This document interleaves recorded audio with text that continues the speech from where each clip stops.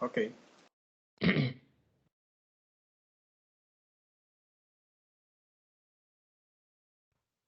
Pronto, aí já iniciamos a gravação.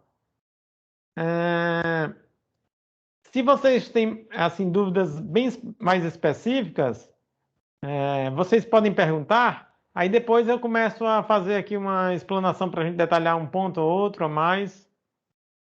Podem ficar à vontade.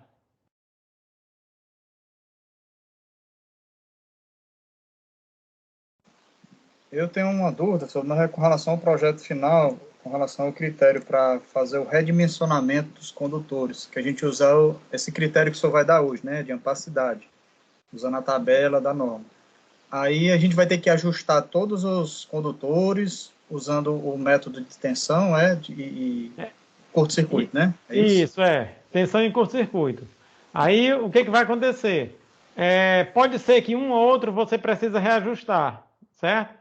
Você fazendo uma, um scriptzinho no Excel, aí você já faz o dimensionamento assim pelos três circuitos, bota pelos três métodos, bota um método em cada coluna. Aí cada circuito você consegue dimensionar e aí ver quem é que precisa de adequação e qual será a nova bitola. Mas não é difícil, não. Ok, então a gente vai usar o que tiver o maior valor, então, né? Vai usar com certeza, usar o maior valor de bitola. Ok, professor, obrigado. Bom, eu vou começar aqui, pessoal. Estamos Marcos, Fábio, Kaique e eu, tá certo? Entrando agora o Rodrigo também. Se vocês têm alguma dúvida, podem falar agora. Se não tem, aí eu já começo aqui a uma pequena explanação sobre esse tópico.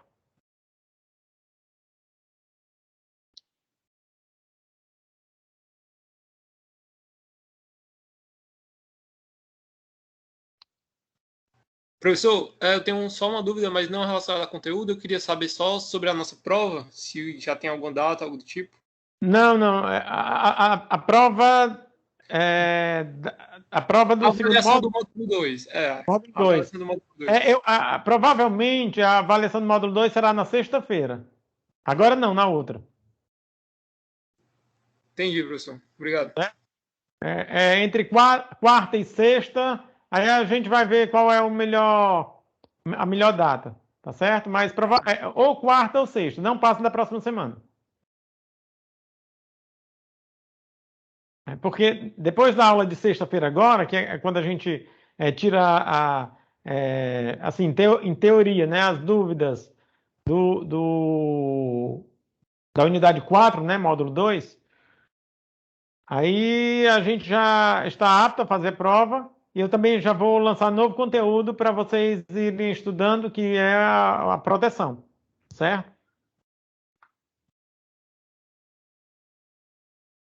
Bom, pessoal, então eu vou. Parece que não tem dúvida sobre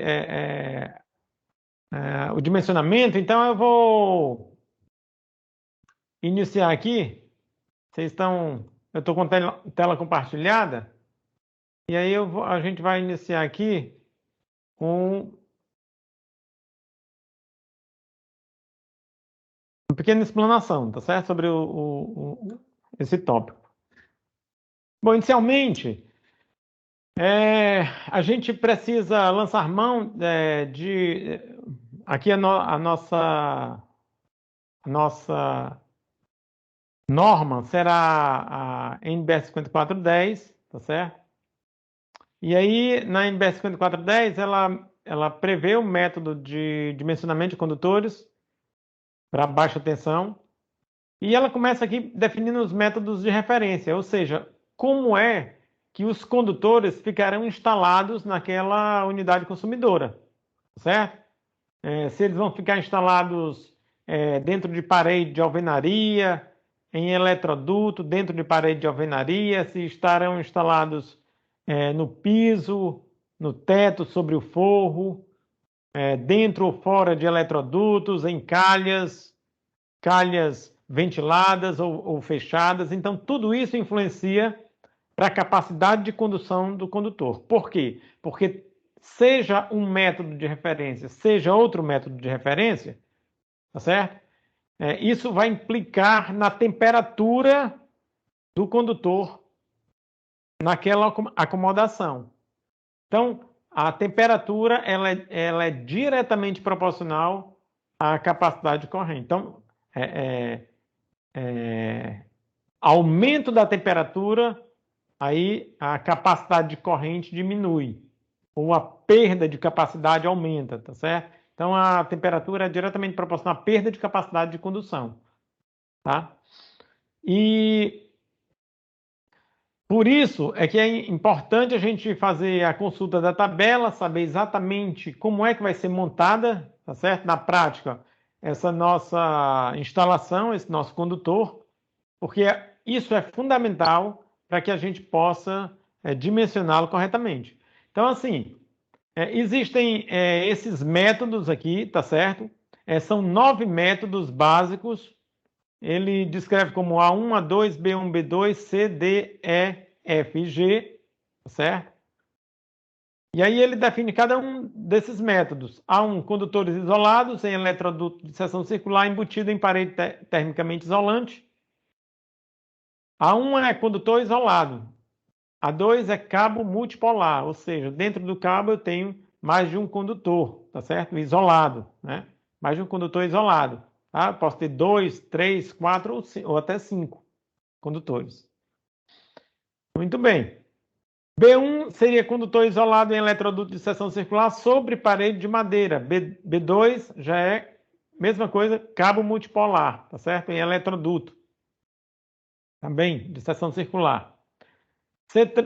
O C seria cabos unipolares ou cabo multipolar sobre parede de madeira. D, cabo multipolar em eletroduto enterrado no solo. E, cabo multipolar ao ar livre. F, cabos unipolares justapostos, tá certo? Horizontal, vertical ou em trifólio. Isso aqui tudo ao ar livre. E o G, cabos unipolares espaçados ao ar livre. Então, todos eles são montagens distintas, tá? Elas podem diferenciar tanto na geometria, na disposição, quanto também pelo tipo de condutor. Se é cabo isolado, único, né? Unipolar, ou cabo multipolar, certo? Então, tudo isso faz diferença. Basicamente, são esses 9. Só que esses 9, quando você parte para a prática, né? para a execução, para a montagem em campo, tá certo? Então, eles abrem um leque e aí se transformam, sei lá, em 30 métodos de referência, um pouco mais, talvez. Certo? Então, se vocês recorrerem à tabela 33 da NBS 5410, vocês vão ver uma opção de método de referência, que, na verdade, são variações desse. Não vai ter nenhum diferente dessa nomenclatura aqui. Ou vai ser A1, ou A2, B1, B2, C, D, E, F ou G, porém, a descrição aí vai diferenciar ligeiramente, tá certo? Então, vou ter várias descrições A1, várias descrições A2, várias descrições B1, B2 e por aí vai, tá? E aí, no próximo slide, eu estou mostrando um fragmento, tá certo? Dessa tabela, tabela 33. Tem aqui, olha só, A1, A2, B1, B2, né? Método C, e aí eu vou passando por todos os métodos, tá? A norma, ela tenta ser a mais abrangente possível, método E, método F, ok? E para cada um desses métodos, eu vou recorrer a uma tabela de dimensionamento. Então, quando eu for dimensionar, eu vou ter o dimensionamento em 4 tabelas.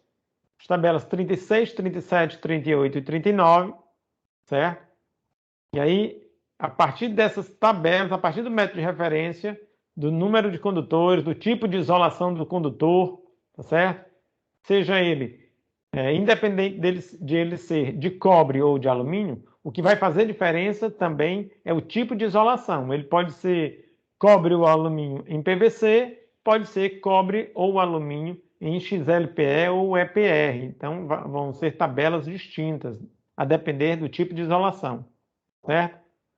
Existem isolações mais simples, né? No caso do PVC, cuja a temperatura de trabalho para um condutor que tem isolação em PVC é menor do que a temperatura de trabalho de um condutor que tenha isolação em EPE ou XLPE, né? Esses isolantes mais específicos, né? De maior qualidade, né? Também eles contribuem para que o preço final desse condutor seja mais elevado, tá certo? Porém, você não vai usar em qualquer parte da instalação. Você deixa para instalações mais específicas, tá certo? Especiais. Ou mesmo, dependendo do valor do nível de tensão, ou a depender do tipo de carga, tá certo? Então, você deixa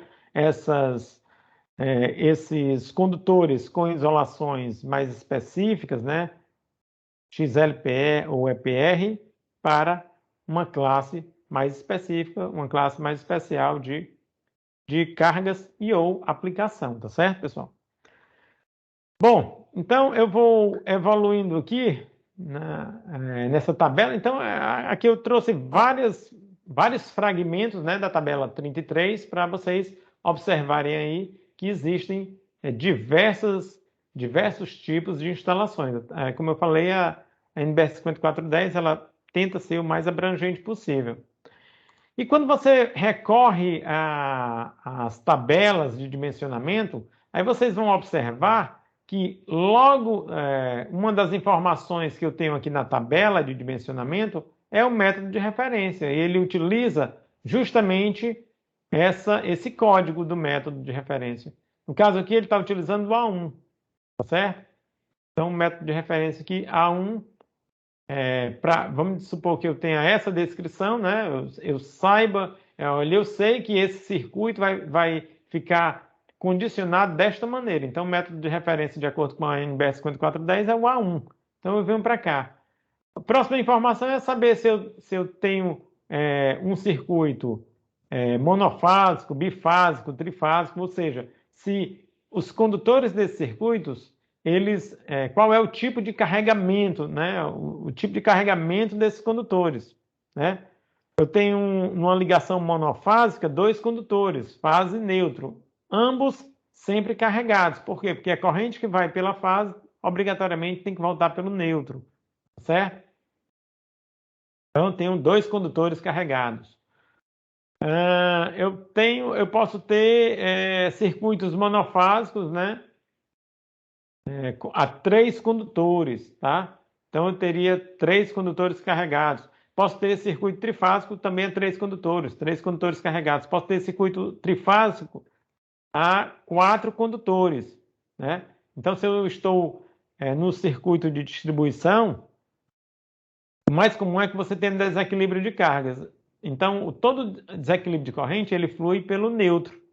Então, se eu tenho um circuito trifásico a 4 condutores, provavelmente os 4 estarão carregados, e aí eu tenho que recorrer a essa tabela com essa informação, tá? E aí a gente, quando chegar lá no dimensionamento, eu vou falar mais especificamente para vocês sobre esse exemplo, porque tem uma regrinha que a gente utiliza para fazer o dimensionamento correto. Muito bem. Então, vocês já observaram que o dimensionamento ele vai depender do método de referência, tá certo? Tem 2 exemplos aqui, A1, o outro é o método F. Tá? Tem aqui. E aí, a depender do tipo de...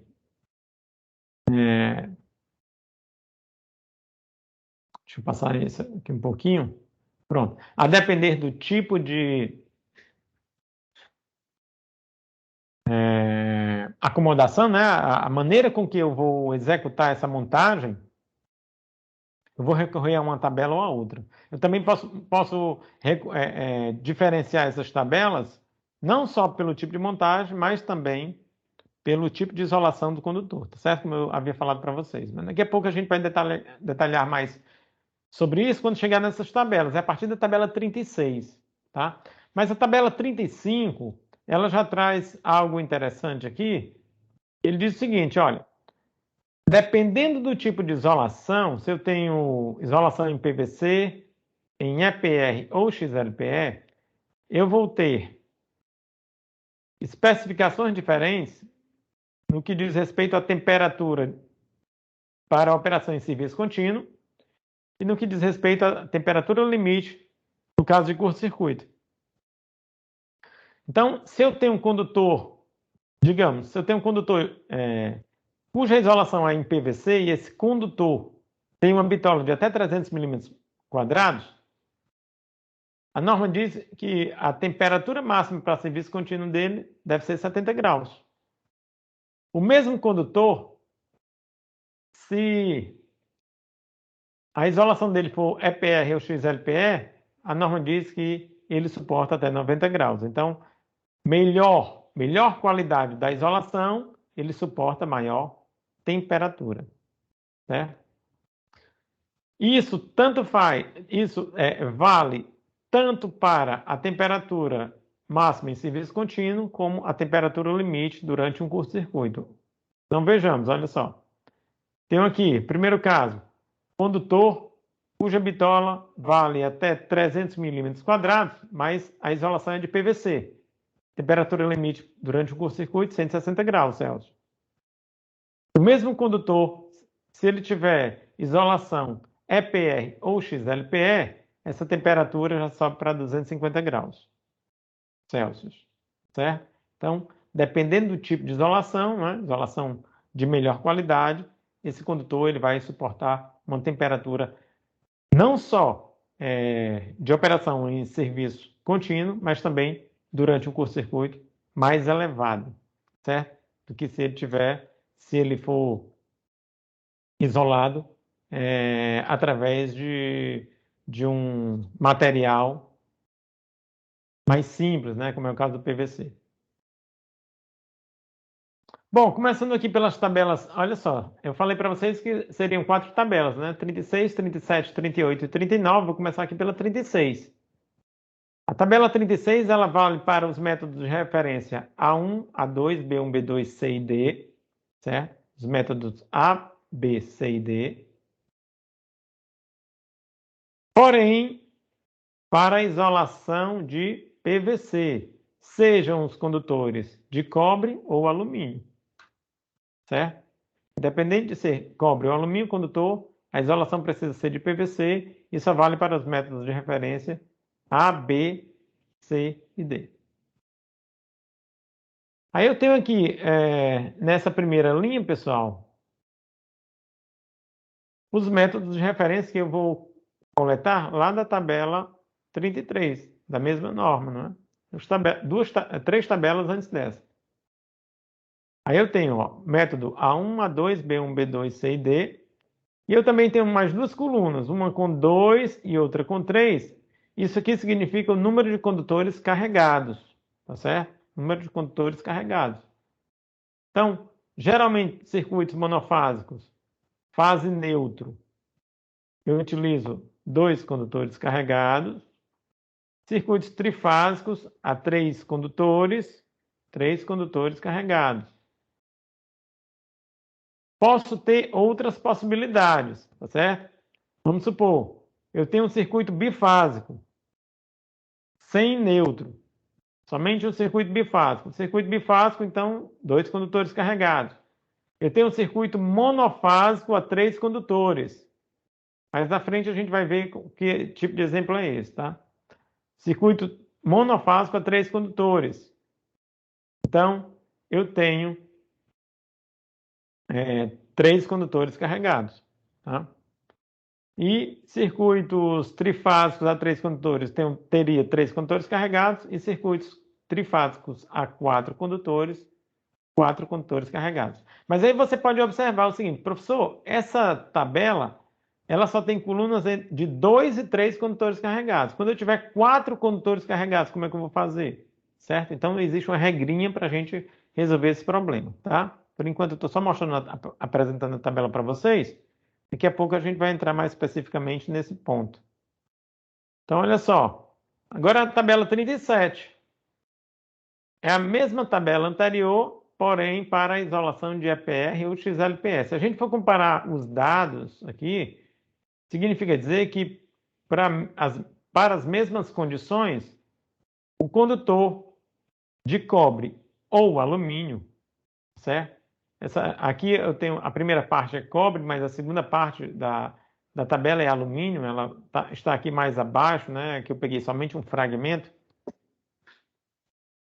Então, para o condutor, seja ele de cobre ou alumínio, com a isolação de EPR, XLPE, ele suporta mais corrente do que se ele estiver com a isolação de PVC. Então, vou pegar aqui um exemplo para mostrar para vocês.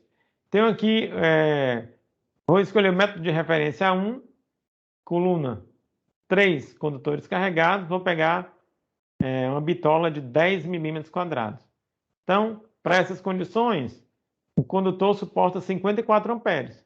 É o fundo de escala dele, é a corrente máxima suportável.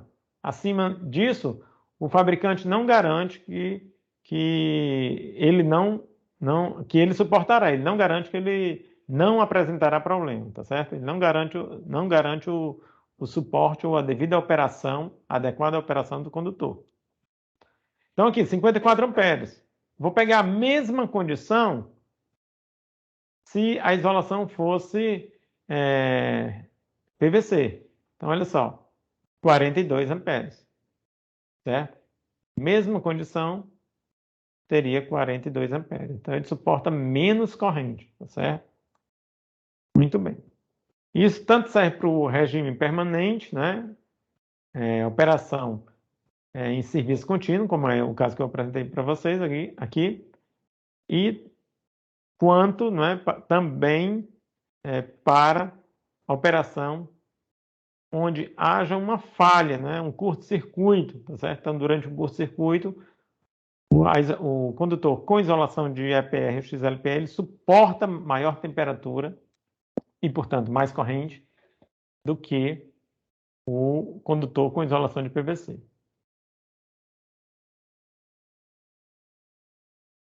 Aqui, olha só. Aqui, nesse exemplo aqui, nessa tabela, eu peguei também um fragmento, um pedacinho lá da tabela relativa à parte de cobre, tá? Aliás, desculpa, a parte de alumínio. Cobre já tem. A primeira parte é cobre, a segunda parte é alumínio. Muito bem. Aqui eu já tenho a tabela 38, que ela vale para os métodos de referência EFG, os que estavam faltando, né? A primeira vale A, B, aliás, A1, A2, B1, B2, C e D, né? São 6 métodos. E isso aí é 36 e 37, que vai diferenciar as duas, é o tipo de isolação do condutor. E a 38 e a 39 também vai valer para 3 métodos, os 3 últimos, né? EFG, ambas, que vai diferenciar também o tipo de isolação. 38 PVC, 39 EPR, XLPE. Tá? Para todas elas, eu posso utilizar tanto para dimensionar condutores de cobre quanto condutores de alumínio. Bom, então eu tenho aqui os métodos de referência, vale o mesmo, tá certo? Para as mesmas condições, se eu tenho isolação de melhor qualidade, eu posso trabalhar a temperaturas mais altas, em outras palavras, eu tenho maiores capacidades de condução de corrente naquele condutor, para a mesma bitola, tá? Vamos seguindo. Pronto. O que eu queria destacar para vocês aqui, o número de condutores carregados, olha só, primeiro método, né? Primeiro método não, primeiro tipo de alimentação. No caso aqui, monofásica, 2 condutores. Então, corrente flui pelo carga está ligada, corrente vai fluir pela fase e retornar pelo neutro. Tá? Neutro aterrado. Vai retornar pelo neutro. Então, 2 condutores carregados, tanto fase quanto neutro, tem corrente circulando. Ok? Aqui é aquele outro exemplo que eu falei para vocês, monofásico, tá certo? Monofásico a 3 condutores. Ok? Monofásico, 3 condutores. Pessoal, uma pergunta para vocês. Tá? O que diferencia o monofásico a 3 condutores? Isso aqui é monofásico a 3 condutores, tá certo? Estou definindo aqui para vocês. Por que? Eu vou reformular a pergunta. Por que isso aqui não é bifásico a 3 condutores?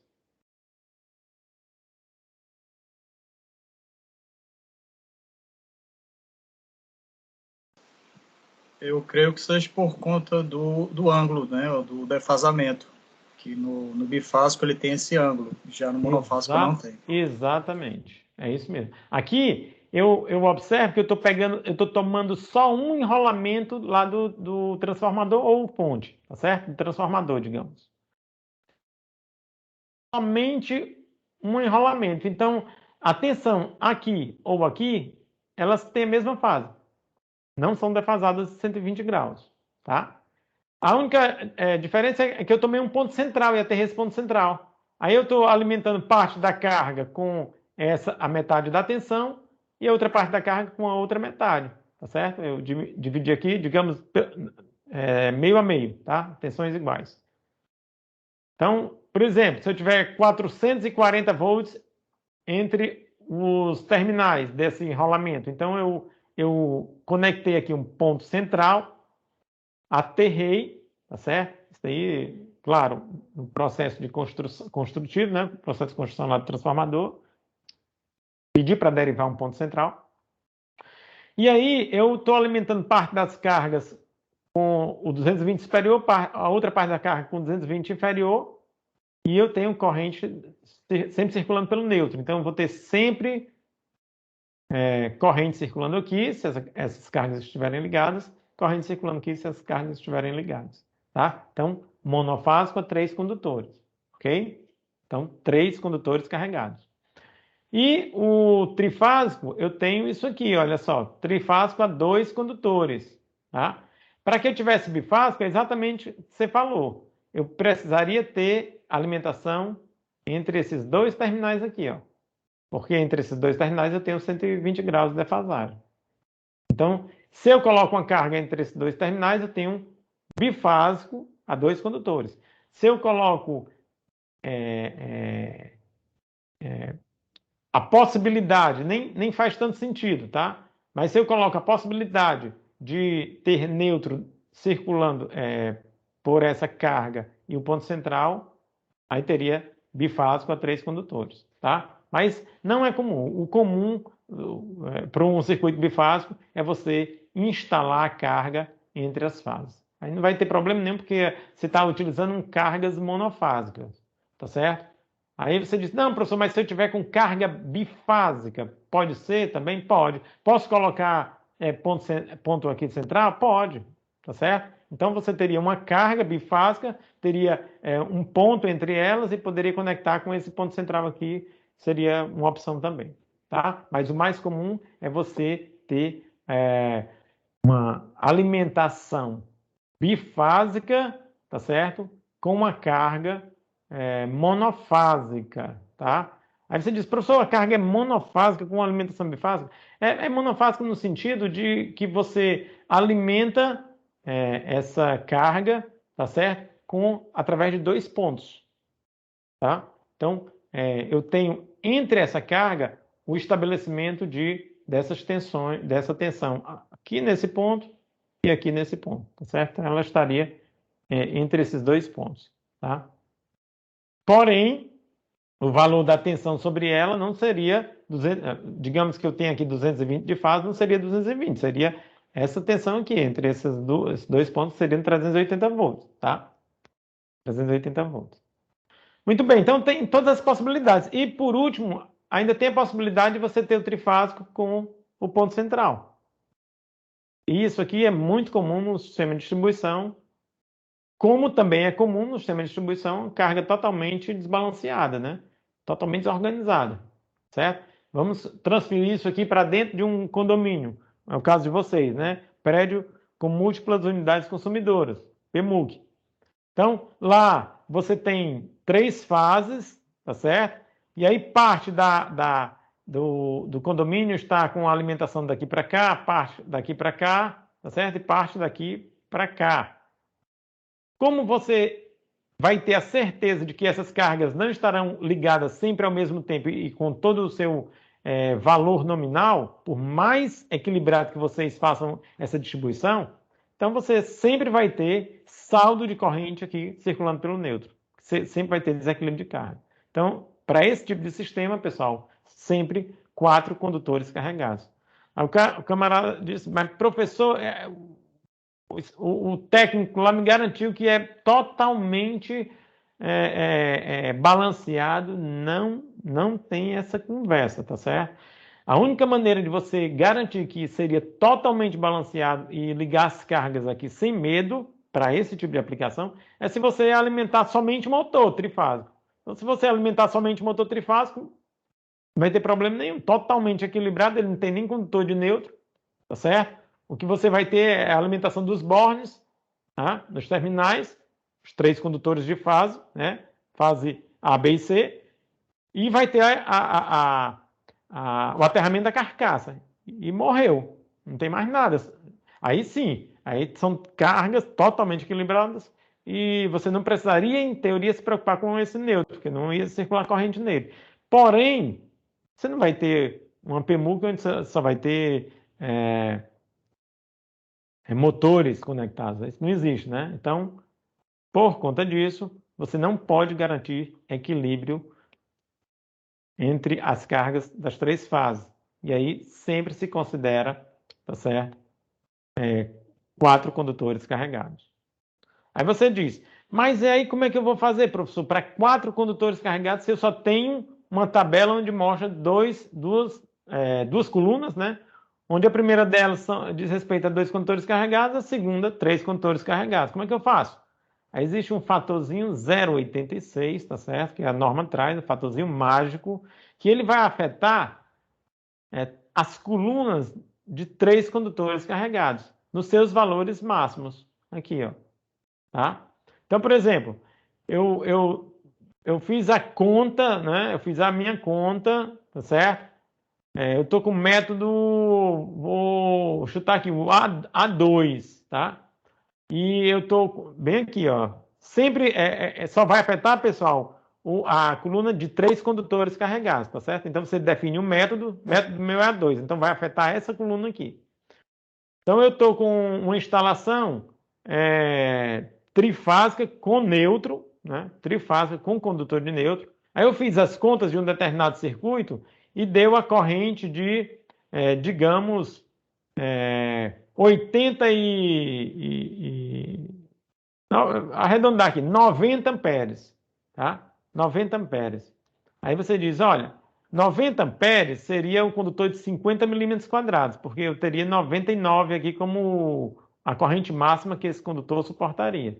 Então, 99 daria A2, 3 condutores, 90 amperes de corrente nominal. Eu fiz minhas contas já com todas as compensações, tá certo? Todos os fatores de compensação que eu podia colocar, né? Coloquei desequilíbrio, agrupamento de condutores, agrupamento de circuitos, temperatura, coloquei tudo, tá certo? Todos os fatores de correção que eu poderia colocar, coloquei. Deu 90 amperes. Beleza, então 99 daria.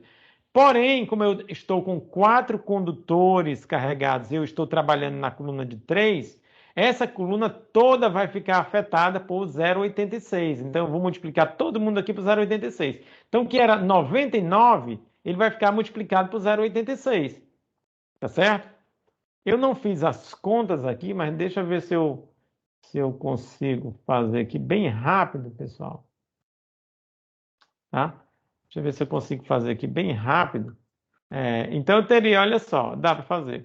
Então, 99 vezes 0,86 dá 85. Então, essa coluna aqui, pessoal, que era 99, ela passa a ter um fundo de escala de não mais 99, sim 85,1. A minha corrente é 90, então não vai dar, eu vou ter que passar para outra. Mesmo assim, ainda vou ter que fazer essa conta. 125 multiplicado por 0,86 vai dar 107. Opa, agora deu certo.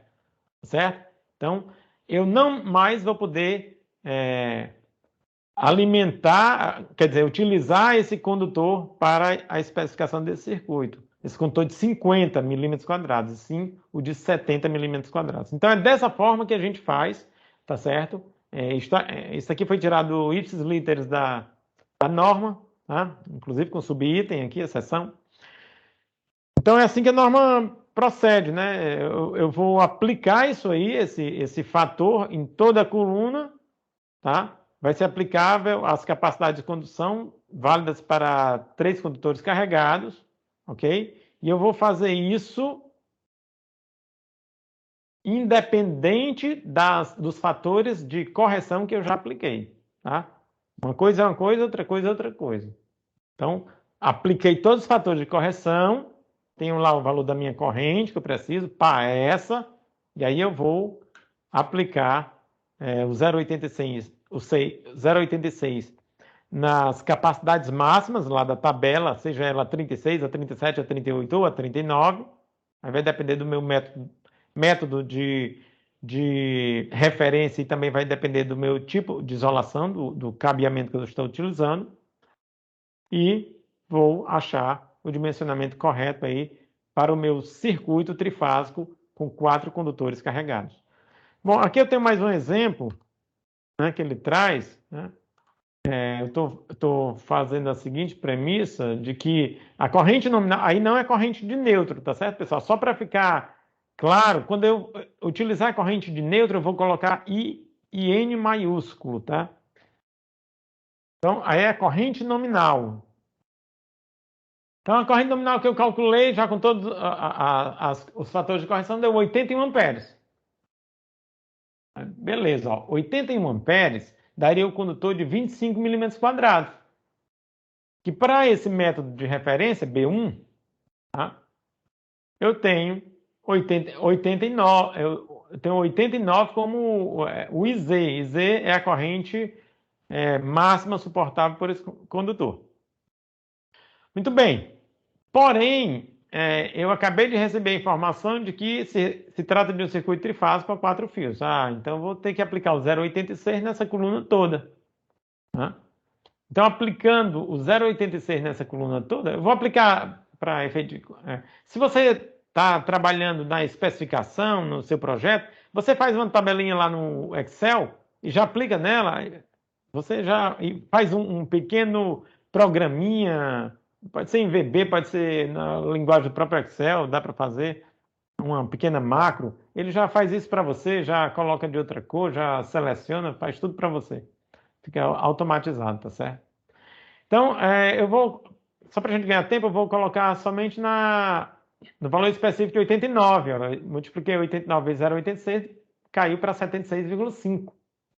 Aí 76,5 não dá, uma vez que a minha corrente nominal é 81, então tem que passar para o próximo, tá certo? E o próximo dá 35 milímetros quadrados, tá? 35 milímetros quadrados. Então é assim que a gente faz. Desculpa, pessoal. É assim que a gente faz esse ajuste, tá certo? Então isso aqui é, mais uma vez, só para ficar bem claro, né? Isso aqui também é retirado da norma, só para ficar bem claro como é que a gente faz esse tipo de ajuste quando se tem 4 condutores carregados. Circuito trifásico a 4 condutores carregados. Pois bem, vamos embora. Então, ó, olha só, tabela 40. Tabela 40, ela diz já... ela diz respeito aos fatores de correção de temperatura. Ok? E aí eu vou ter fatores de correção de temperatura tanto para o ambiente quanto para o solo. Temperatura ambiente, temperatura do solo. Né? Também vai depender do tipo de isolação. Se a isolação PVC, eu trabalho com a coluna da esquerda. Se a isolação é EPR ou XLPE, trabalho com a coluna da direita. Daí são os fatores que vão afetar, tá certo? A correção da minha corrente né, ou a capacidade de condução do meu condutor para todas essas temperaturas, estando o condutor isolado através de material de PVC ou EPR XLPR. Feito? Então, por exemplo, se eu estou com a temperatura de 40 graus, temperatura ambiente de 40 graus, o condutor está lá e tal, não está no solo, temperatura ambiente de 40 graus, minha isolação é PVC. Então, o que eu vou fazer? 0,87. Então, significa o seguinte, quando eu calcular a minha corrente IB, entenda como IB é a corrente de projeto, é aquela, eu já ensinei vocês a calcular nessa corrente, né? É a corrente nua e crua, por assim dizer, tá certo? Então, circuito trifásico. Peguei lá minha potência de entrada em kVA, dividi por raiz de 3 vezes 380, ok? Porque se trata de um circuito trifásico em baixa tensão aqui para a gente, né? Circuito trifásico em baixa tensão para a região aqui nossa do estado do Ceará. Se você está no circuito trifásico em baixa tensão no Sudeste, pois você vai pegar esse valor de potência da entrada, né, em kVA. Por que eu estou falando valor de potência na entrada em kVA? Porque esse valor de potência na entrada em kVA significa dizer que eu já, se for o caso, né, se eu só tenho acesso à potência de saída em quilowatts, eu já dividi pelo rendimento para a entrada. Quando eu dividi pelo rendimento, eu refleti da saída para a entrada. E aí eu dividi também pelo fator de potência. Quando eu dividi pelo fator de potência, eu passei de quilowatts para kVA. Então agora eu tenho, dividindo pelo rendimento pelo fator de potência, eu tenho não mais quilowatts na saída, porém kVA na entrada, certo? Então kVA na entrada dividido por raiz de 3 vezes a tensão de linha do local. Se eu estou aqui no estado do Ceará, 380 volts. Se eu estou no Sudeste, 220 volts. Tá certo? Então, fiquem atentos com isso aí. Muito bem. Então, peguei esse valor, achei o IB. Agora, o que eu vou fazer para corrigir com relação à temperatura? Vou pegar o IB e dividir por esse 0,87 aqui, considerando que eu estou com isolação de PVC e temperatura ambiente de 40 graus. Então, a corrente corrigida ela será maior do que a corrente de projeto.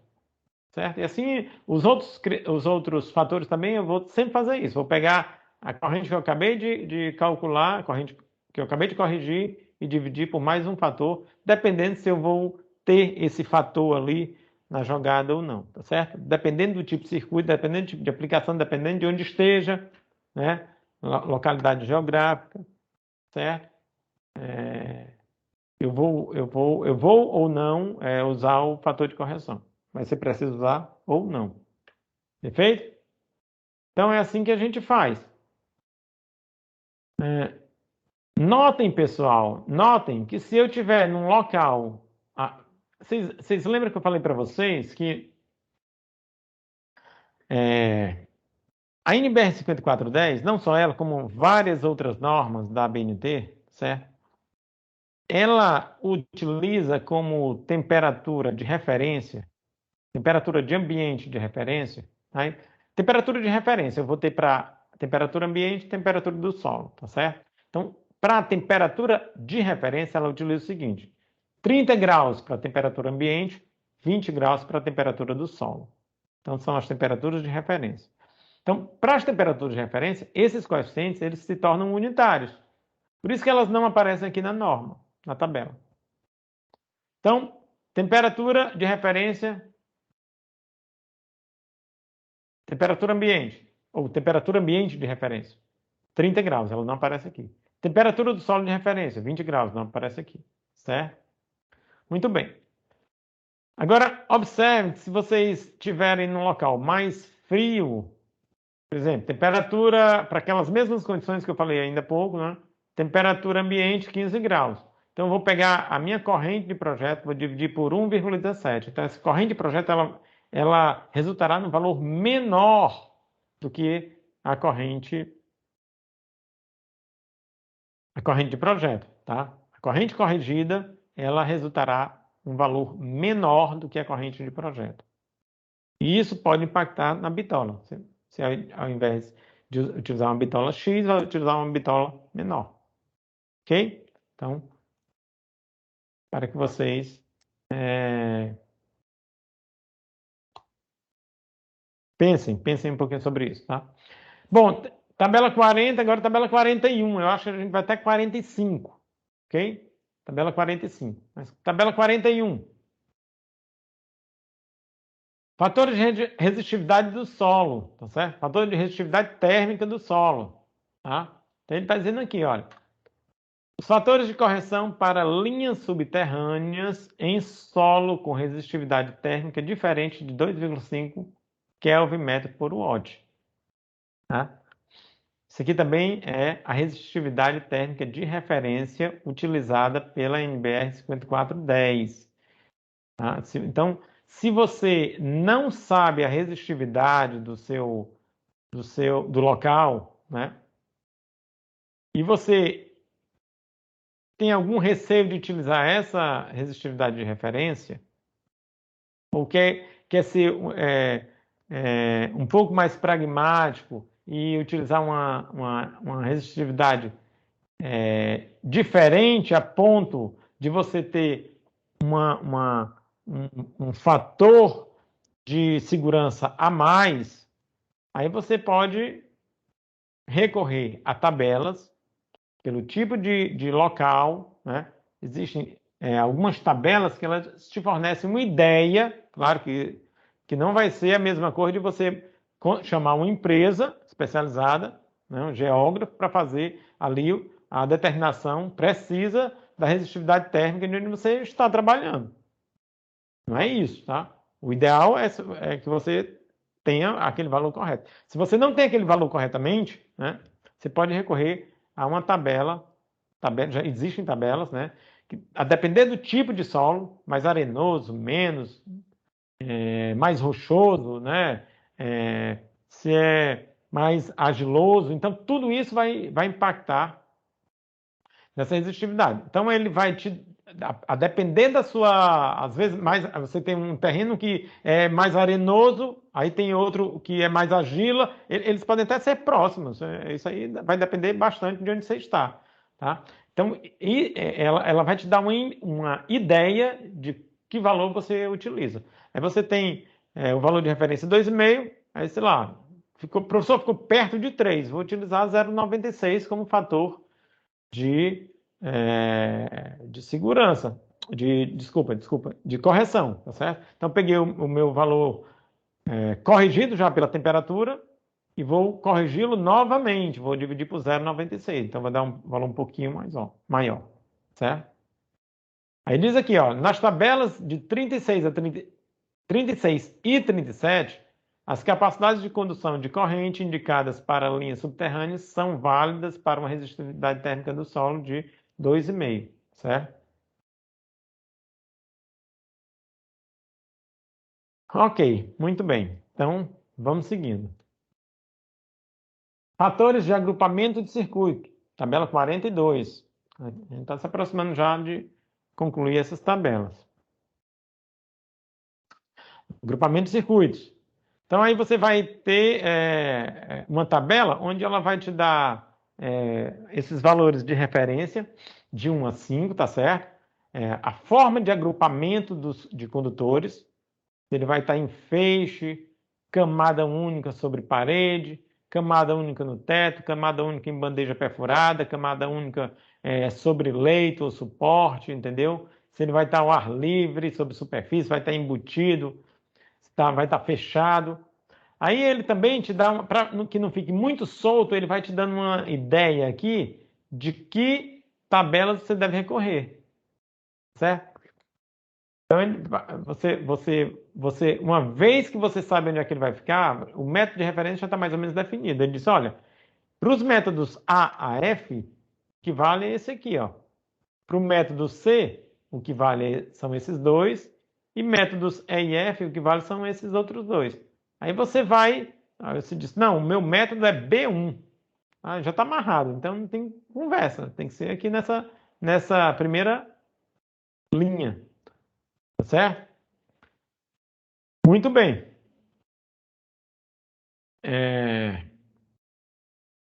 Digamos que eu estou aqui com o método B1.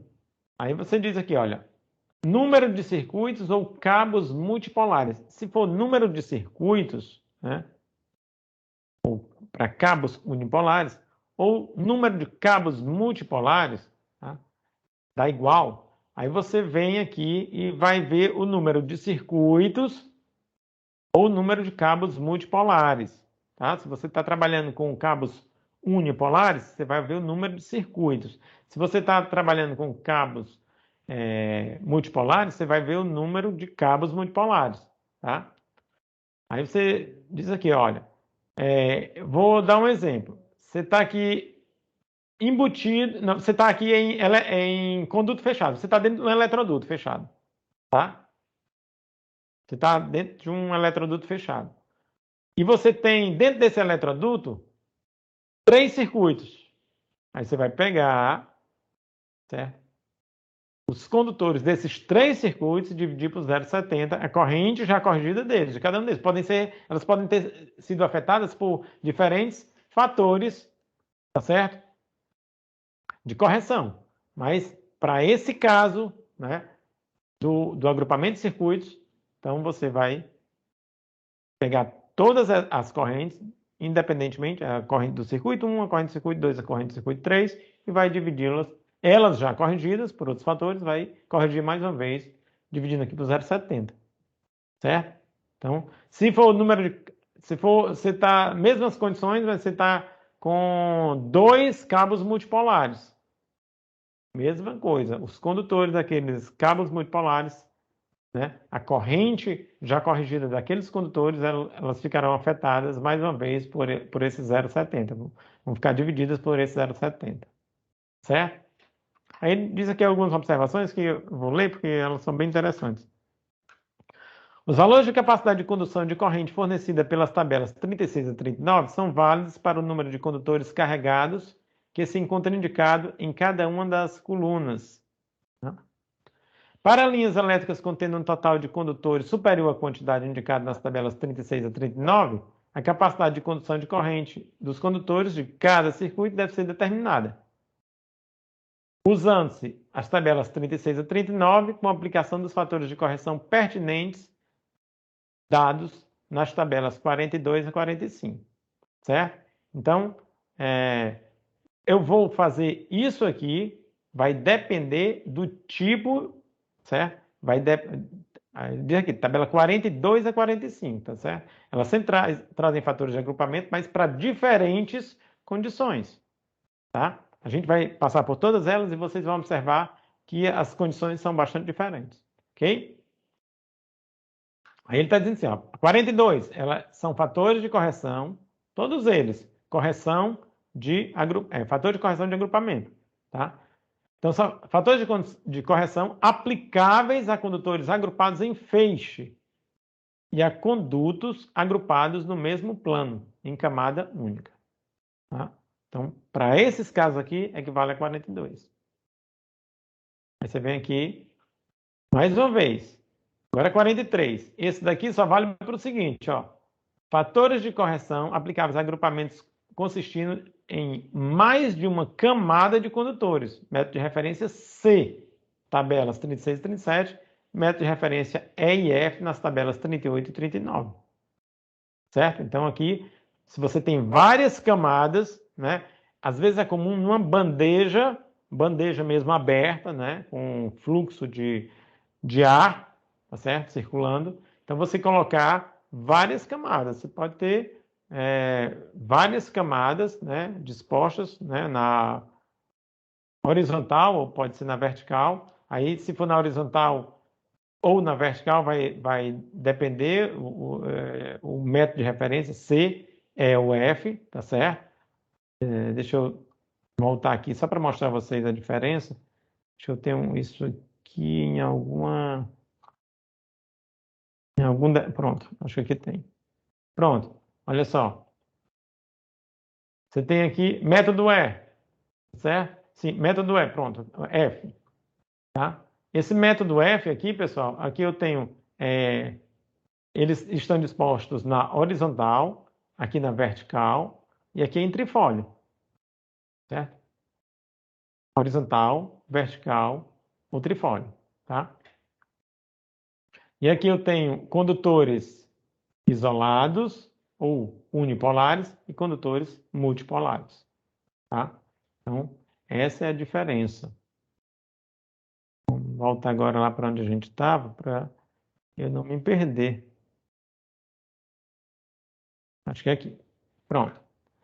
E aí eu vou dizer simplesmente o número de camadas e, a depender do número de camadas e da quantidade de circuitos, ou cabos multipolares, né, por camada, eu vou utilizar um fator ou outro, tá? Então, isso aqui, todos eles condições bem definidas, né?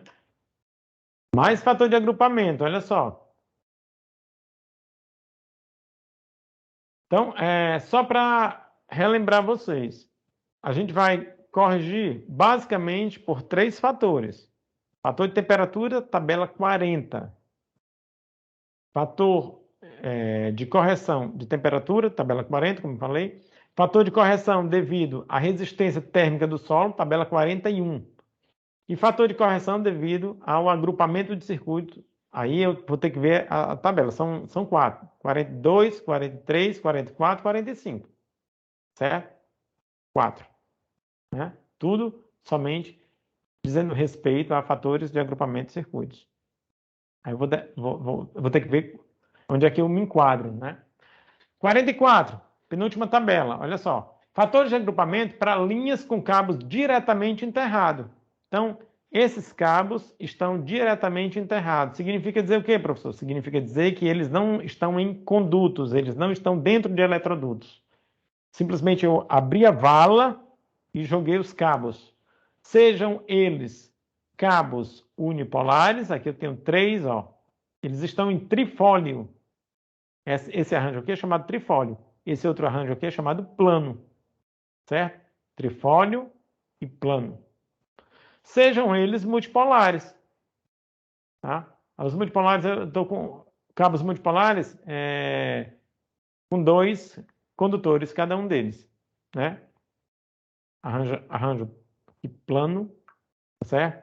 E esse também é arranjo plano, porém, eles têm 3 condutores. Esse aqui é multipolar com 3 condutores. Como eu falei para vocês, eles podem variar entre 2 e 5 condutores. Pode ser bifásico, trifásico, 4 condutores, onde eu tenho a previsão de um condutor por fase e mais o neutro, e 5 condutores, um condutor por fase, mais neutro, mais aterramento. Certo? E, finalmente, fator de agrupamento para a linha em eletroduto enterrado. A diferença para o anterior é que agora os condutores estão dentro de eletrodutos.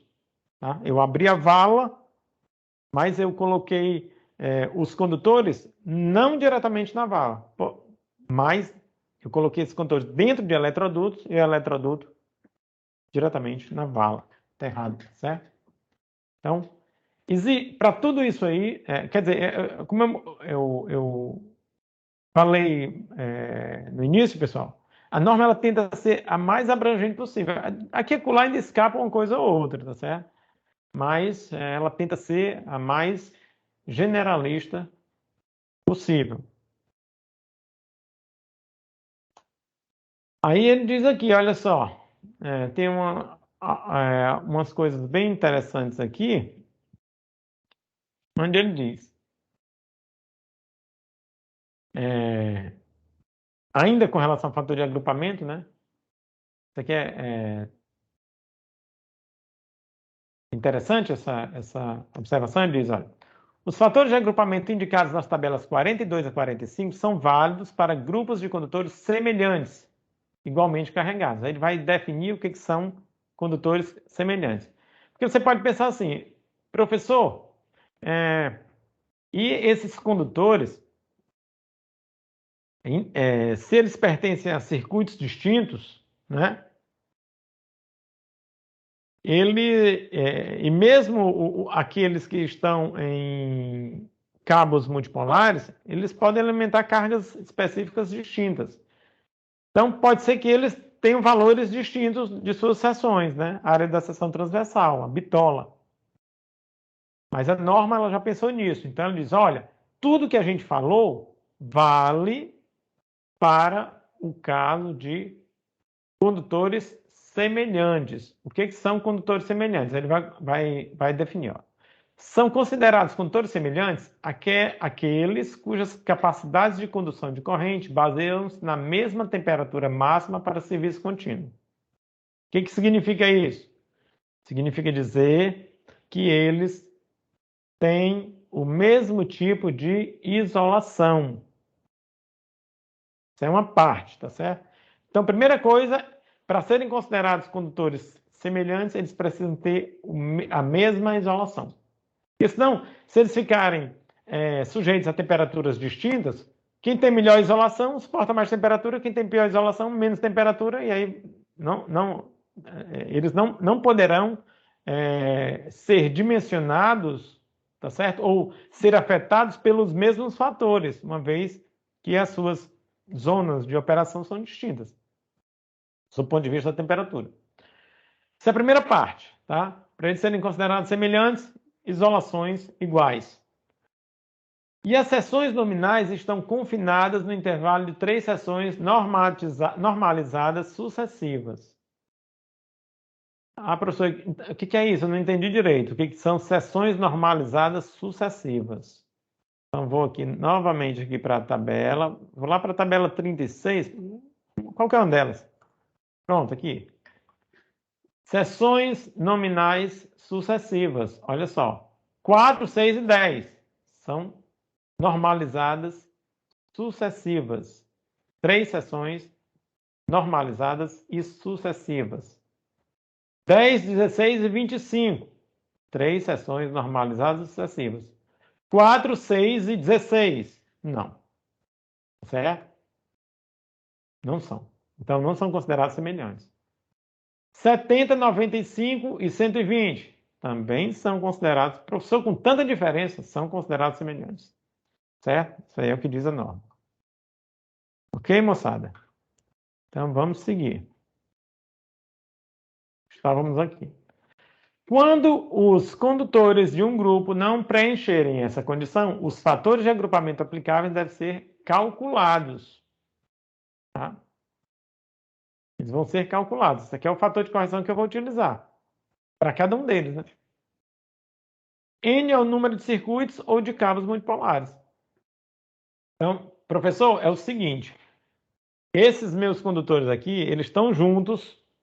Só ocorre que eles são condutores que não pertencem ao mesmo circuito. Eles até têm a mesma isolação. É comum, viu, pessoal? Todos eles terem a mesma isolação. Porém, eles não são sucessivos do ponto de vista da norma. Né? Eles não estão compreendidos no intervalo de 3 seções normalizadas sucessivas. Então, o que eu faço? Então, você vai pegar, tá certo? O número de circuitos, no caso aí, sei lá, 4. Aí, divido por 1 sobre raiz de 4, 2, 1 meio, 0,5. Aí eu vou pegar as correntes de cada um daqueles circuitos, já corrigidas por outros fatores, e corrigir mais uma vez com 0,5. Vou dividir todas elas por 0,5. Tá? E agora eu tenho uma nova corrente corrigida. Então, acontece isso quando você não tem essas condições aqui. Isso aqui, pessoal, eu faço questão de falar para vocês, porque se eu não destacar isso aqui, muitos alunos, né, devido à inexperiência natural, passam por cima, não enxergam isso aqui. E a norma é muito clara, tá? E acaba que pode passar esse tipo de erro no dimensionamento, ok? Muito bem, vamos seguindo. Eu tenho um exemplo aqui para a gente conversar sobre o assunto. Determinar o fator de correção de agrupamento para 3 condutores multipolares não semelhantes. Não são semelhantes. Condição inicial, olha só. Método de referência é o B1, tá? Então, já tenho aqui 3 condutores carregados, tá? Aí você diz o seguinte, olha, o primeiro deles, do condutor 1, eu tenho um condutor de bitola 10 milímetros quadrados, o outro a bitola 25 milímetros quadrados e outra bitola 50 milímetros quadrados. Eles até atendem, tá certo? Aquela primeira premissa de estarem sujeitos às mesmas condições sob o ponto de vista do suporte de temperatura, né? Porque eles têm a mesma isolação, porém não são consecutivos.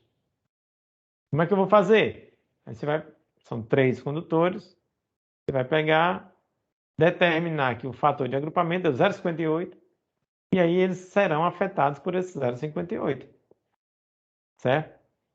Olha só, quando eles foram afetados por esse 0,58, eu dividi isso aqui por 0,58, 72 por 0,58, 115 por 0,58. Então, o que era 10, 25 e 50 passou para 25, 50 e 95, e assumiram esses novos valores, certo? Então, tem essa questão. Porque isso aí, claro, não vai estar tabelado, porque aquelas tabelas de 42 a 45 elas só valem para condutores semelhantes. E, por definição, condutor semelhante tem que eles têm que estar confinados no intervalo de 3 consecutivos, tá? E eles precisam ter a mesma isolação. Professor, ainda tem uma dúvida. Quer dizer que eu só posso analisar de 3 em 3? Não, você vai analisar todos. Digamos, no eletroduto você tem 5 circuitos. Mas mesmo com 5 circuitos, você pode ter condutores semelhantes. Digamos, um deles é 10, o outro 10, o outro 16, o outro 16, o outro 25. Todos eles estão dentro do intervalo de 3 condutores consecutivos, tá? E são semelhantes. Portanto, né, se eles compartilharem da mesma tipo de isolação, ok? Isso aí foi um exemplozinho que eu fiz questão de resolver para que vocês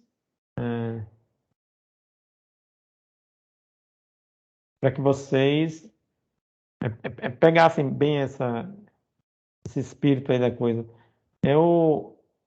Deixa eu só ver aqui. Eu tenho aqui um exemplo, pessoal, que ele diz, olha, determinar o dimensionamento do condutor de fase de um circuito que alimenta um motor de 25 CVs, fator de potência 0,88 e rendimento 85%. Os condutores são cabos unipolares em canaleta fechada embutido no piso. Esse circuito divide o mesmo conduto com outro circuito. Então, você tem já 2 circuitos aí. Considerar a resistividade térmica no local igual a 3 Kelvin metro por watt e a temperatura do solo igual a 40 graus Celsius. Certo? Então, deixar isso aí para casa para vocês resolverem. Ok? É simples, é só um exercício de fixação simples. Ok? E esse daqui, ele disse, ó, os eletrodutos são cabos unipolares em canaleta fechada embutida no piso. Esse circuito divide o mesmo duto, né, o mesmo eletroduto, com outro circuito. Considerar, viu, pessoal, que o outro circuito, porque senão você vai ter que usar, vão ter 2 soluções aqui, tá? Uma solução considerando que esses condutores dos 2 circuitos, eles são semelhantes e outras considerando que eles não são semelhantes. Então, seriam 2 soluções. Só para, como é um exemplo de fixação, então vocês consideram que eles são semelhantes, tá? Aí, tudo certinho. Muito bem. Tem um outro detalhe aqui que eu queria conversar com vocês sobre paralelismo de condutores, tá? Muitas vezes, pessoal, quando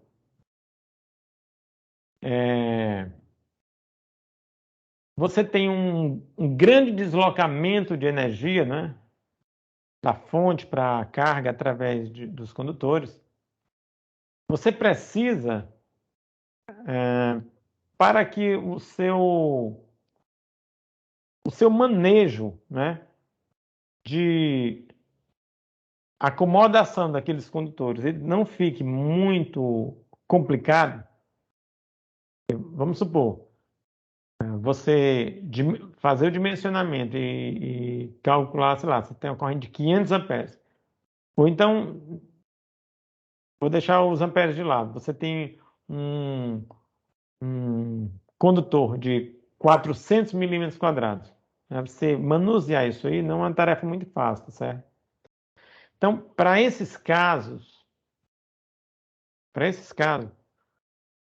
muitas vezes é comum, tá certo? Você utilizar paralelismo de condutores. Então, você vai usar condutores paralelizados, tá? Condutores paralelizados. Então, isso e por fase, né? Então, vamos supor, você tem a fase A, você pode sair com 3 condutores, ou 4 condutores, ou 2 condutores em paralelo dessa fase, 2 condutores da fase B, 2 condutores da fase C.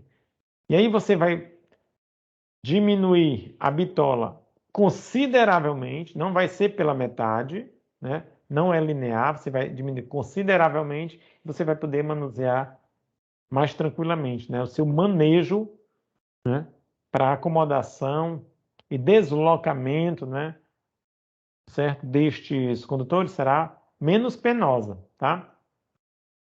Então, vamos lá. Os condutores, só que a gente tem que respeitar algumas premissas, tá? Vamos lá. Os condutores devem ter aproximadamente o mesmo comprimento. Por que isso? Porque se eles tiverem, eles estão alimentando, eles vão sair 2 da fase A. 2 não, estou falando 2 é o exemplo que eu citei, tá certo? 2 ou mais, né? Para não ficar amarrado. Sai 3 condutores da fase A, por exemplo, 3 da fase B, 3 da fase C, e eles vão alimentar a mesma carga. Então, eles vão ter a corrente, por exemplo, da fase A, vai ficar dividida em 3 partes para cada um dos condutores da fase A, considerando que são 3. Ok? E se eles têm mesma corrente e têm comprimentos distintos, eles têm impedâncias distintas, eu vou ter diferença de tensão, diferença de queda de tensão. Diferença de tensão na extremidade, na terminação do condutor, porque eu vou ter quedas de tensões diferentes. Então, a tensão na terminação vai ser a tensão na bucha de transformador, digamos, ou então no barramento do quadro de onde ele está saindo, menos a queda de tensão ao longo do percurso. Então, eles precisam ter aproximadamente o mesmo comprimento para que essa diferença não fique acentuada. Os condutores devem ter o mesmo tipo de isolação, porque assim estarão submetidos às mesmas condições de temperatura. Eles devem ser do mesmo material condutor, ou seja, cobre, cobre, alumínio, alumínio. Não vou paralelizar cobre e alumínio, tá? Eles têm condutividades distintas. Os condutores devem ser do mesmo material. Opa, já foi. Os condutores devem ter a mesma seção nominal, então serão todos iguais. Tudo isso aqui é para justificar a diferença de queda de tensão, tá? Evitar. A corrente conduzida por qualquer condutor não deve levar o mesmo a uma temperatura superior à temperatura máxima para serviço contínuo. Isso aqui é premissa de cada um de condutores, não precisa estar paralelizado. Isso aqui é premissa de condutor. Você não vai dimensionar um condutor para que ele trabalhe com temperatura acima do que é permitido, certo? Aqui é mais bom senso. Devem ser tomadas todas as medidas para garantir que a corrente seja dividida igualmente entre os condutores. Isso aqui foi dito antes, mas isso aqui tem que ser uma coisa garantida. A maneira melhor de se garantir isso aqui é utilizar o que você utilizou lá em cima, tá certo? Condutores iguais, exatamente iguais, ou seja, mesmo material, mesma isolação, certo? Por exemplo, cobre, isolação PVC, mesmo comprimento. É a melhor forma de você garantir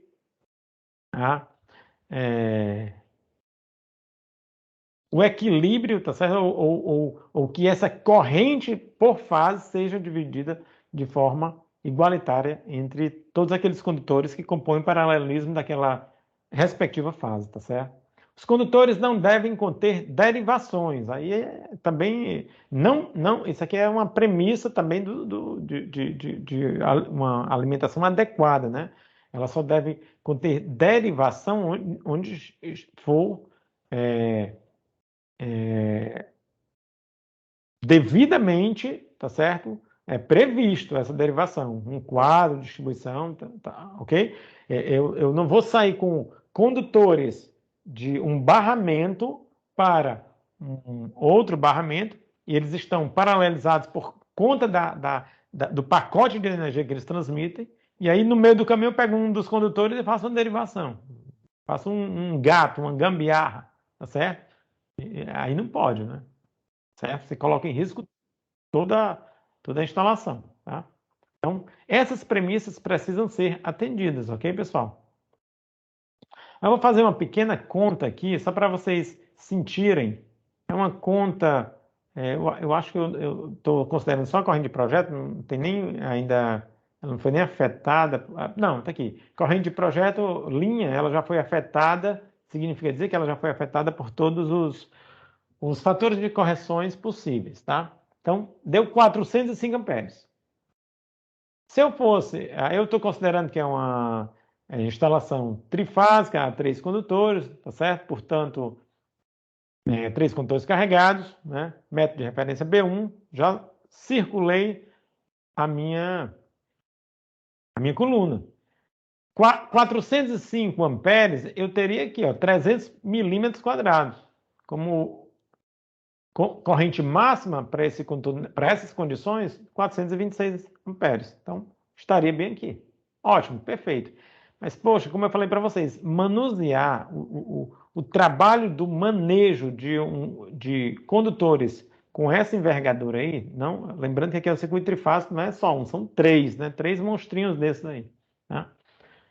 Beleza, então não, vou utilizar paralelismo, vou paralelizar sobre aquelas coisas, vou garantir todas aquelas premissas que a gente discutiu até ainda há pouco, ok? E vou abrir mão desse, eu passo, não quero trabalhar com 300 milímetros quadrados. Eu vou utilizar 3 condutores em paralelo, certo? Paralelismo de 3 condutores por fase. Basta eu calcular uma fase, tá? Tenho que garantir aquelas premissas todas, ok? Então, mesmo condutor, mesma isolação, mesmo comprimento. Mesmo condutor, mesma isolação, mesmo comprimento. Muito bem. Aí você diz, olha, professor, eu fiz a conta, dividido por 3, 135 amperes. Olha só como cai. 135, eu já vou trabalhar com 3 de 70. Você manusear 3 de 70 é bastante diferente do que manusear 1 de 300. Não tem nada a ver uma coisa com a outra. Um de 300 quase, ele é rígido, né? É uma arma, entendeu? Ou seja, é dificultoso se trabalhar. Tá? 70 miliamperes, 70 milímetros quadrados, não, é outra coisa. Tá? Então, só para vocês observarem que pode fazer bastante diferença sob o ponto de vista sobre o ponto de vista da execução, tá? O profissional projetista, ele também tem que se preocupar, aliás, ele tem que se preocupar o tempo todo com a execução, ok? Então, ele tem que facilitar a vida para que aquilo seja executado da melhor forma possível, facilitar a vida de quem vai executar.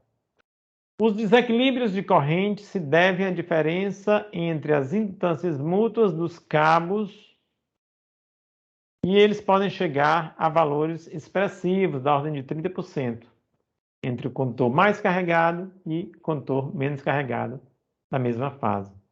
Certo? Então, observem aqui o seguinte, pessoal.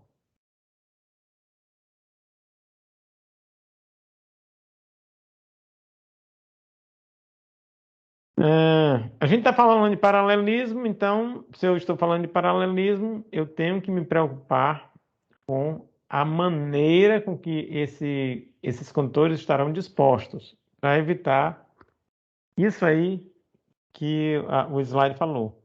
Tá? A indutância mútua, por que indutância mútua? Porque você tem corrente circulando por esses condutores, e quanto maior essa corrente, maior o campo magnético. Esses campos magnéticos, eles interagem. Então, eles afetam a tensão de cada um deles, cada um dos condutores, certo?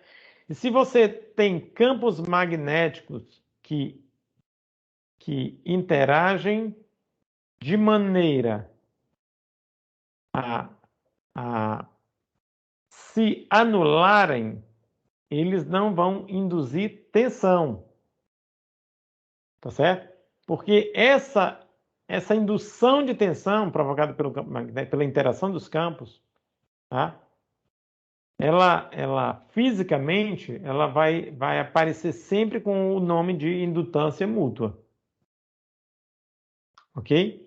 Então, o que eu preciso é matar essa matar no sentido de essa interação dos campos se anularem. Então, uma maneira de fazer isso é conforme essa figura. Então, eu tenho aqui uma disposição horizontal, plana, como já foi apresentado para vocês. No outro slide, eu tenho uma disposição em trifólio, tá? Trifólio. Então, o que ocorre? Olha só. Deixa eu enxergar. Não estou conseguindo. Agora voltou aqui o meu mouse. Daqui a pouco eu vou já falar sobre um detalhezinho para vocês, que faz também bastante diferença.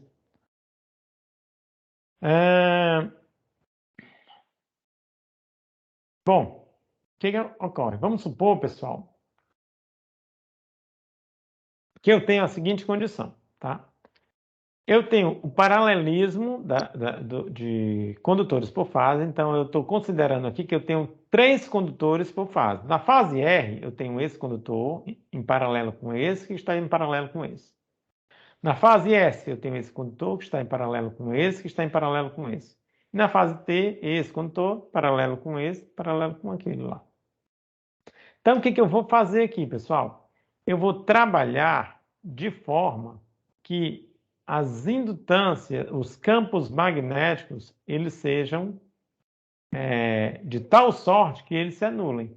Por isso que eu escolhi essa disposição, RST, aí depois troco esses 2 condutores aqui, ó, o R e o T, troquei, tá certo? E depois troquei novamente, o R e o T, certo? Quando eu faço isso, os condutores que estão próximos aqui, e que, claro, eles têm a mesma corrente, mesmo sentido, eles vão gerar campos magnéticos, tá certo? Que vão se anular.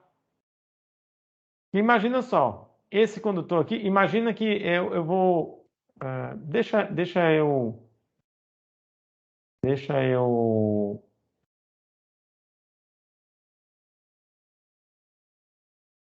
escolher aqui uma caneta para que eu faça aqui um desenhozinho aqui. Vou dizer que esse daqui, o X é para dizer que está indo, tá certo? A corrente está entrando aqui no plano, ok? E o ponto é para dizer que ela está voltando. Esse ponto aqui ficou... Então, esse aqui é T, também está voltando. É sempre assim, 2 indo e uma voltando, ao contrário, né? Aqui, esse daqui é X, esse também é X. E esse aqui também. Esse aqui. Pronto. Beleza. Aí o que acontece? Olha só. O campo magnético, tá certo? O campo magnético deste camarada aqui, ele seria assim.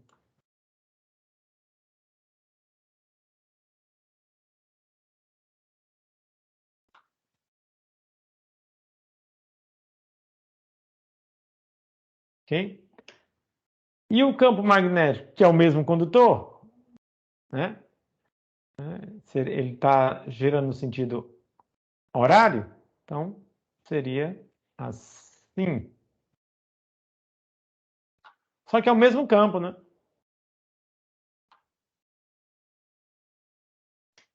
Tá certo? Então vocês estão observando que eles vão se anular.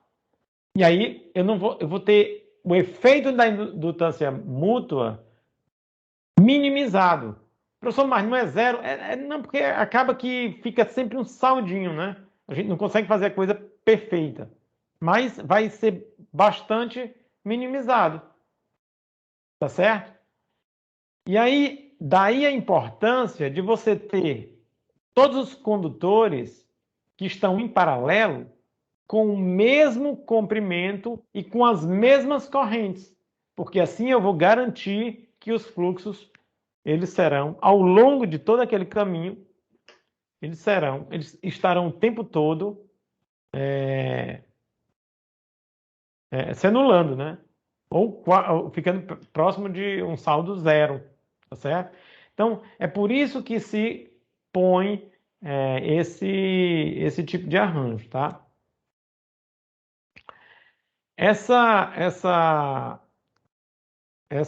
Esse diâmetro aqui, esse D aqui, essa distância entre os feixes, tá?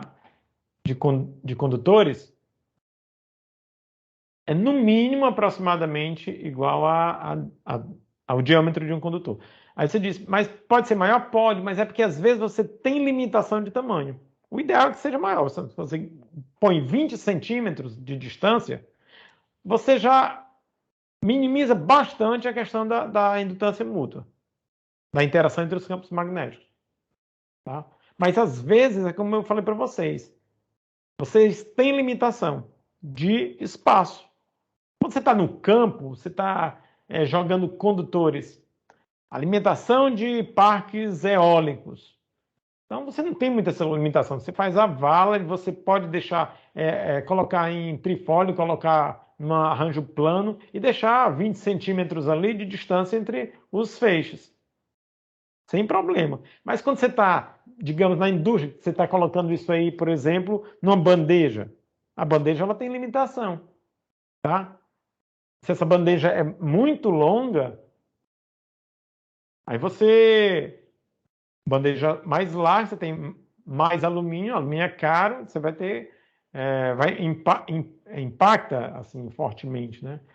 No custo. Então, por isso, às vezes tem limitação. Mas, como mínimo, o diâmetro correspondente, a distância correspondente a um diâmetro, né? Diâmetro do condutor. Certo? O mesmo vale para o arranjo em trifólio.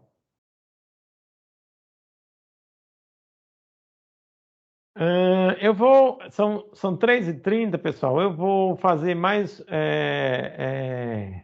discutir mais um tópico aqui, certo? Discutir mais um tópico e fazer, eu acho que um exercício antes da gente finalizar a nossa auleca de hoje. Então, o exercício diz o seguinte, ó, quer dizer, sem nem ser exercício, vamos ver aqui se é. Determinação da seção dos condutores de circuitos trifásicos na presença de harmônicos. Não é exercício não, exercício é depois. Isso aqui é o que prescreve a NBS 5410. Ele diz o seguinte, ó, quando num circuito trifásico com neutro, servindo a cargas não lineares, cujas componentes harmônicas de terceira ordem e seus múltiplos, então aqui é tudo sequência zero, né? Terceira ordem, terceira, sexta e seus múltiplos.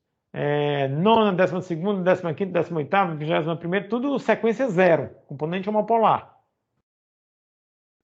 Circulam nos condutores carregados, deve-se aplicar sobre a capacidade de corrente dos 3 condutores carregados, né?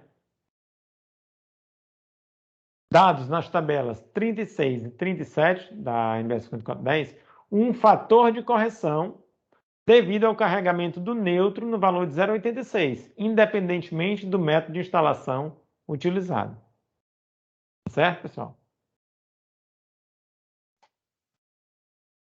Então, Mais uma vez, quando no circuito trifásico neutro, servindo a cargas não lineares, cujos componentes harmônicos de terceira ordem e seus múltiplos circulam nos condutores carregados, deve-se aplicar sobre a capacidade de corrente dos três condutores carregados, das tabelas 36 e 37, o fator de correção, aquele fator devido ao carregamento do neutro, tá certo? No valor de 0,86. A gente até já discutiu, independente do método de instalação utilizado. Aí o que ele vai fazer? O que ele vai descrever aqui? Ele vai escrever o seguinte, olha. A determinação do valor eficaz da corrente de carga num circuito contendo as componentes harmônicas é dada por essa equação aqui. Tá? Deixa eu só tirar essa caneta, porque senão vai acabar atrapalhando. Então, eu vou calcular, tá certo? O valor eficaz da nossa corrente, levando em consideração não só a fundamental, mas todas as harmônicas. Ok? Não só a fundamental, mas todas as harmônicas. Tá? Por que ele diz isso aqui? Ele está falando sobre essa questão do terceiro harmônico, neutro, porque as componentes homopolares, as componentes de sequência 0, terceira, corrente de terceira ordem, sexta, nona, 12ª e por aí vai, elas circulam pelo neutro. E se elas circulam pelo neutro, você tem que prever essa circulação de corrente. Tá certo? Então, você tem que carregar o neutro, você tem que considerar aquele fator, o mesmo fator de 0,86 que nós consideramos para os condutores de fase lá atrás, por conta do desequilíbrio no neutro. Aí você diz, professor, quer dizer, vamos lá, vamos ver se eu entendi. Vamos ver se eu entendi. Lá atrás, não tinha falado, a gente não tinha falado nada sobre harmônicos. A gente só tinha falado sobre desequilíbrio de carga. Circuito trifásico ou 4 fios. Eu tenho que aplicar o 0,86 para calcular corretamente os condutores de fase. Tá certo? Tá certo. E o de neutro? O de neutro será, no mínimo, igual ao de fase. Aí ele está dizendo uma outra condição aqui. Agora, eu não só tenho desequilíbrio, porque eu tenho 3 condutores carregados e tenho 4 fios, tenho neutro também. Eu já fiz aquela consideração lá atrás.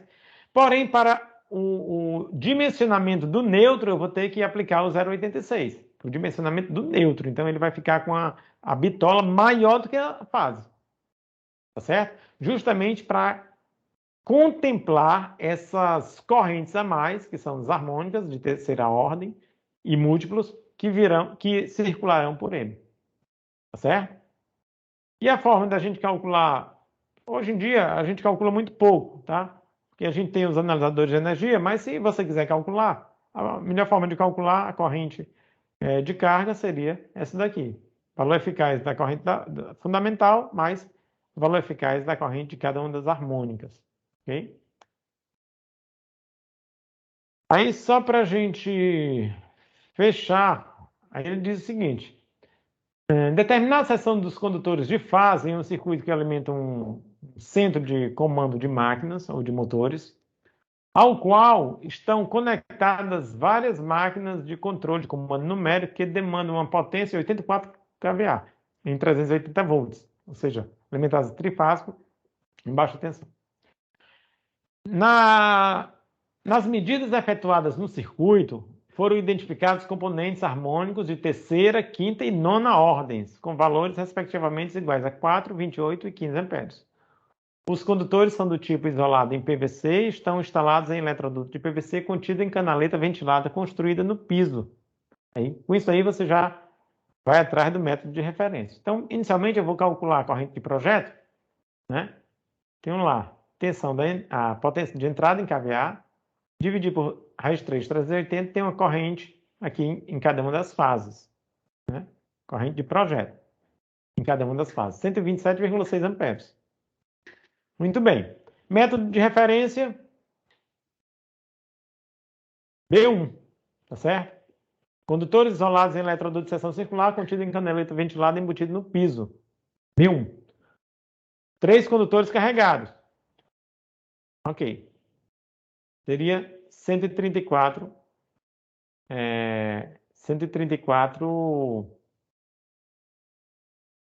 amperes. A corrente máxima suportada por esse condutor aqui para suportar a nossa corrente nominal. Tá? Eu não utilizei nenhum método aqui, a gente vai fazer, nenhum método não, nenhum fator de correção. A gente depois pode até fazer com fator de correção. Era mais só para vocês pegarem a mãe, né? Então, tenho aqui 3 condutores de 50 milímetros quadrados. Muito bem. Agora eu vou determinar a mesma corrente de carga, considerando a contribuição de todas as harmônicas. Eu considerei somente a fundamental, certo? Agora eu vou considerar todas. Ó, a fundamental é 127,6, eu calculei no início. Terceira, quinta e sétima ou nona, não lembro agora. Tá? Terceira, quinta e nona. Considerei todas elas, agora eu passo de 127,6 para 137,4. Considerando as mesmas condições, eu pulei do condutor de 50 para o condutor de 70 milímetros quadrados. Então, somente devido ao surgimento dessas harmônicas, tá certo? E ainda nem utilizei lá o 0,86, porque aqui eu estou alimentando máquinas, eu não tenho o condutor neutro, não preciso do condutor neutro, então estou considerando só as 3 fases mesmo. Beleza. É um circuito trifásico a 3 condutores. Mas eu calculei sem considerar as harmônicas, considerando somente a fundamental, baseada na potência que eu peguei do catálogo, do fabricante. Mas eu tive o cuidado de fazer uma medição e observei que tinham harmônicas ali. As mais relevantes eram a terceira, quinta e a nona. E até peguei os valores dessas correntes. Recalculei, considerando os valores RMS das correntes harmônicas, e aí passei para uma nova bitola de condutor.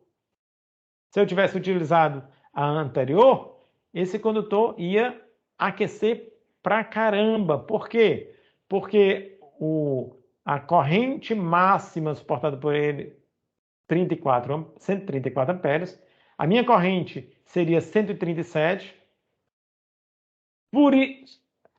Se fossem correntes todas na frequência, todo esse 137,4 amperes, sempre na frequência de 60 Hz, já iria sobreaquecer. Tu imagina uma com 126 amperes de corrente em 60 Hz, porém eu tenho lá mais 40 amperes em 180 Hz, outros tantos, 24 em 300 Hz e mais 14 ou 15 em 540 Hz. Tá certo? Então ia superaquecer esse condutor. Tá? Então, para que isso não ocorra, olha só, eu tenho uma boa margem aqui para que esse condutor consiga operar adequadamente. Tá certo, pessoal? Bom, então eu vou ficar por aqui na explanação, mas aí eu vou ficar aberto a perguntas de vocês, se vocês quiserem tirar alguma dúvida sobre o que eu explanei hoje.